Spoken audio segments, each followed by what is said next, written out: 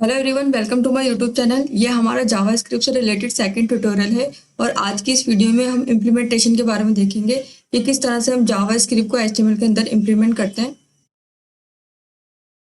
अगर आप जावास्क्रिप्ट को एचटीएमएल के अंदर इम्प्लीमेंट करना चाहते हैं तो आप वो दो तरीके से कर सकते हैं। फर्स्ट है इन पेज जावास्क्रिप्ट, सेकंड है एक्सटर्नल जावास्क्रिप्ट। इन पेज जावास्क्रिप्ट मीन्स कि आपका जो एचटीएमएल का पेज होता है उसमें टाइटल के बाद हेड से पहले आप स्क्रिप्ट के टैग के अंदर जो है वो जावास्क्रिप्ट यूज कर सकते हैं।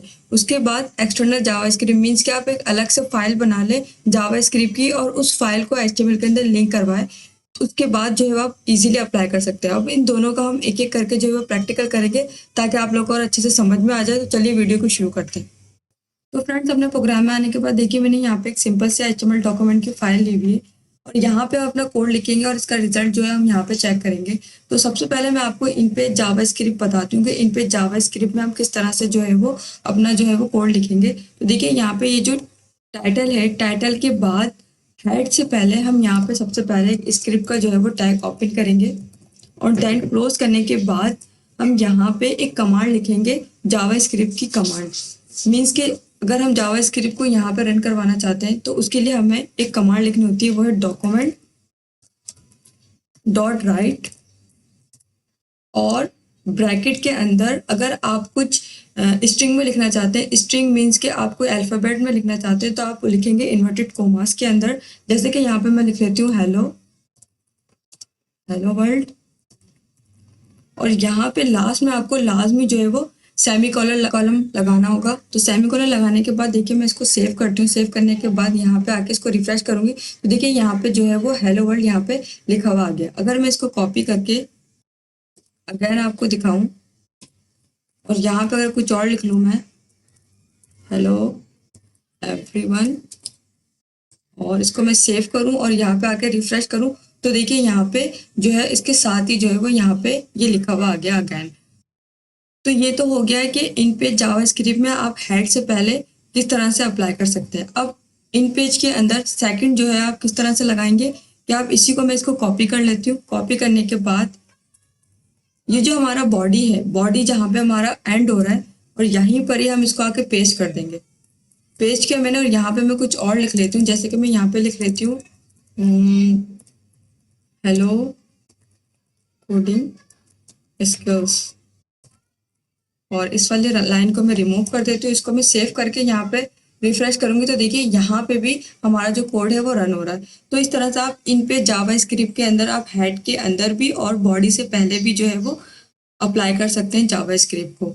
लेकिन ज़्यादातर जो है हम जो है वो डेवलपर्स वगैरह जो है वो बॉडी से पहले जो है वो अप्लाई करते हैं, क्योंकि इससे क्या होता है कि सबसे पहले जो है अगर आपका बहुत सारी जो है वो फाइल्स हैं और बहुत बड़ा आपका प्रोजेक्ट है तो जब आप अपने फाइल को रन करते हैं तो उस टाइम सबसे पहले जो हमारे जो एचटीएमएल की फाइल रन होती है उसके बाद लास्ट में जो है हमारे जावास्क्रिप्ट की जो है वो फाइल रन होती है। ये तो हो गया इन पेज जावास्क्रिप्ट की। इन पेज जावास्क्रिप्ट में आप किस तरह से जो है वो इम्प्लीमेंट कर सकते हैं। तो अब मैं इसको रिमूव करके आपको बताती हूँ एक्सटर्नल के किस तरह से आप एक्सटर्नल जावास्क्रिप्ट में को जो है इम्प्लीमेंट कर सकते हैं। तो देखिए मैंने यहाँ पे एक फाइल बनाई हुई है, जावा फाइल के नेम से एक फाइल मैंने बनाई हुई है और इसे एक अपने फोल्डर में रखवाया हुआ है, जेएस नेम के फोल्डर में रखवाया हुआ और इसकी जो एक्सटेंशन है वो मैंने जेएस दी हुई है।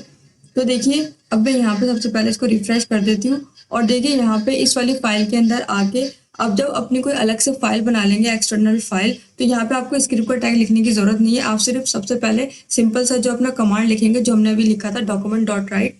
तो यहाँ पे हम लिखेंगे डॉक्यूमेंट डॉट राइट और इन्वर्टेड कोमास के अंदर यहाँ पे मैं लिख लेती हूँ this is Java script tutorial